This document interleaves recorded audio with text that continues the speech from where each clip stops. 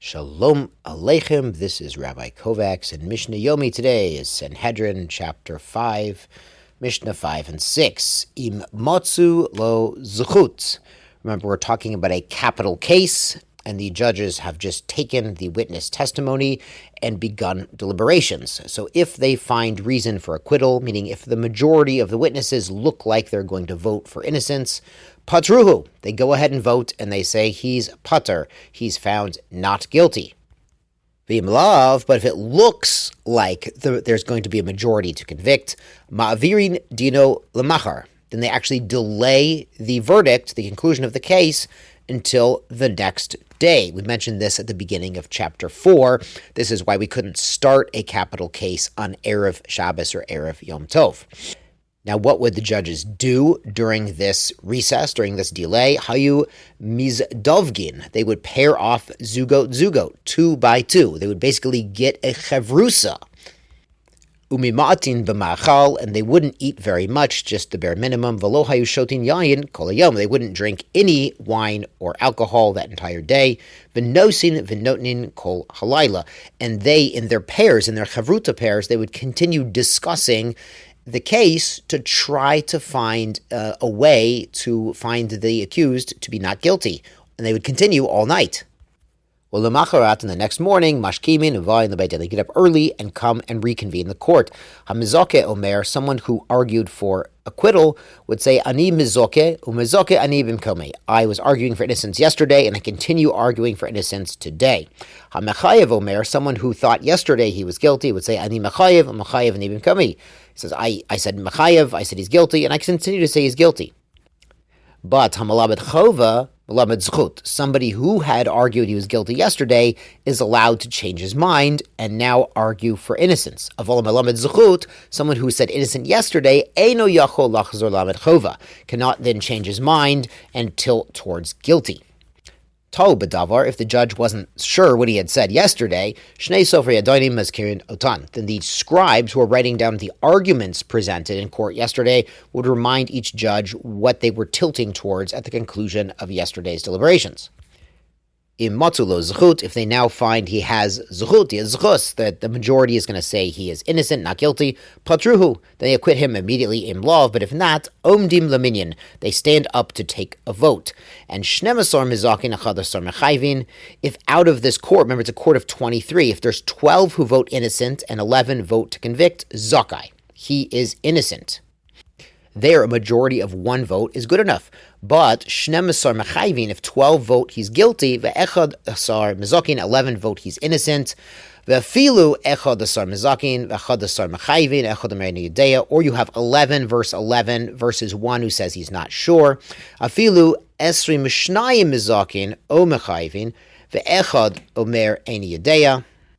Even if you have all 22 of them saying not guilty, or all 22 saying guilty, but just 1 remaining judge says, I don't know, then Yosifu Adayanim, you need to add more judges to the court. That judge who says, I don't know, it's as if he's not there, so you'd have an even Beit Din, so you need to add more judges. The Mishnah notes, Ad Kama Basifin, how far can you go when you're adding judges? Shnayim, you add 2 by 2, ad shivim ve'echad, until you get to a total of 71. You can't go bigger than 71. Remember, that's the Sanhedrin Gedola, the highest court in Yerushalayim is 71. So they've started with 23, and they've added 2 by 2, and the deadlock continues. So what do? Shloshim v'shisha mezakin, if you have 36 say innocent, shloshim v'chamisha mechayvin, 35 say guilty, zokai. He's innocent. The majority of 1 vote for innocence. But Shlosha v'shisha mechayvin, 36 say guilty. Shloshim v'chamisha mezakin, 35 say not guilty. So now they can't say guilty because remember, in the first paragraph, you need a 2-vote majority to find guilty in a capital case. So then donin elu keneged elu. So the judges start debating with one another ad sheyireh echad menachayvin divrei mezakin, until one of the judges who had voted guilty is willing to change his vote to not guilty. Now, the Rav Bartner brings from the Gemara that really the opposite is also an option, that one of the judges finding not guilty could change his vote also and convict the accused, but the Mishnah would rather not bring that up, but the Gemara does. The Gemara also mentions if there's a complete deadlock and no one's willing to change their vote, then they cannot convict and the accused is freed. Now on to chapter 6, Nigmar Hadin. When the case is concluded, Motzin Oto Lisoklo. They bring the defendant out to stone him, if they found him guilty, of course. Beit Skilah hayachutz levetin, and the place of stoning was a little outside Beitin, not right next door. Shemar hotze et mekolel. You need to take out the mikolel. Now, the mikolel was the blaspheme speaker in Vayikra chapter 24, and that's where we learned about Skilah is the punishment for blasphemy, for God forbid cursing in such a manner, because it says the entire community will stone him, but it says take him out, meaning not right next to the courthouse. But the Mishnah adds that when they took him out, Echad Omed al Petach Beitin, one man would stand right outside the door to the court, Ve'ad Sudorin Biado, and he had these big handkerchiefs, like flags almost, in his hands. Ve'adam Echad Rochiv Hasus, and there was another man riding on a horse, Rachok Mimenu, Kadeshie Roehim, but at a distance where he could see this gentleman with the flags at the door. And we'll see, he's the signal man, because Omer Echad, if one of the judges in the court says, Yesh li lomed alav zechut, I have a reason to find him innocent. Now, it could be even one of the Talmidim, or even someone off the street says, hey, wait, stop the execution.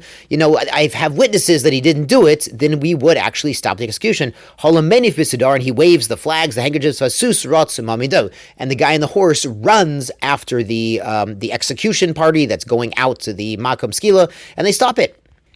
Va'afilu hu omer, and even if he, the convicted, says himself, Yesh lilamed alas mischut, I just remembered something, I have a reason I should be found innocent, then machazvinota, we take him back into court. Afilu arba chamisha pa'amim, even 4 or 5 times, mamash b'dvarav, as long as there's something substantial that he's talking about. And in the Gemara, they mention, the first 2 times, we'll give him a freebie. Well, even if he has nothing to say, we'll bring him back at least 2 times. Then that 3rd time, he really has to be advancing some sort of argument or saying, I remember there were witnesses there who can acquit me, something like that, something relevant. Matzolo zchut patru, if they find there is a valid reason, they will let him go. V'im lov, but if not, yotze l'sakel, then he goes back out to the execution place. Crows yotze lefonov, but an announcer is going before him, before he gets there, and he's making this loudspeaker announcement, Ish Ploni ben Ploni yotze l'sakel, we're bringing out so-and-so, the son of so-and-so, to get stoned. Olshe avar aveira ploni, because he did a certain aveira. We'll see that Skilah, later on we'll learn Skilah is the execution for things like violating Shabbat. Of course, violating Shabbat if somebody was warned by the witnesses not to do so and then actively chose to do it anyway. And the announcer adds, Ploni uploni edav, and he names the witnesses also. Now, the reason for this is somebody else might have known that those particular witnesses were with them at the time of the alleged aveira, the time of the alleged crime, and therefore they'd be edim zomamin. So someone else might come to court and say, wait, stop the execution. Those witnesses to the murder or the aveira are not valid witnesses. Kol mishio de'elo zechut yavav ilamet alav. And anyone who has a reason to acquit this accused, this convicted, please come and tell us right now. Shkoyach Zot Chanukah Sameach.